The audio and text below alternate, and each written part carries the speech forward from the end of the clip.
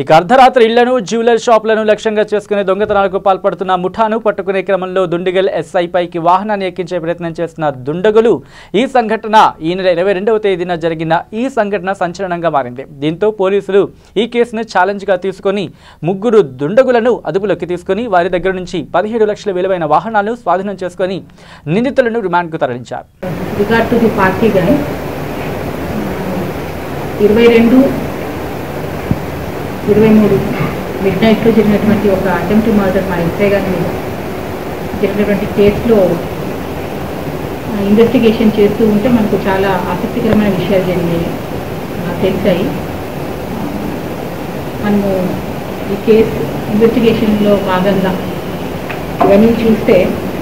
దాదాపు ఒక 4 వ్యక్తులు ఒక ఇకో వ్యాన్లో ఉండి ఈ అఫెన్సెస్ చేయడానికంటే తిరుగుతున్న క్రమంలో మన ఎస్ఐ గారు అక్కడ ప్యాట్రోలింగ్లో ఉన్నటువంటి patrol 2 mobile off Dundigal police station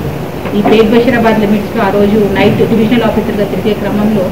ఒక సస్పీషియస్ వ్యాన్ ఒకటి కనిపించి దాన్ని దిగి ఎవరు ఏంటి అని మనం వెరిఫై చేసే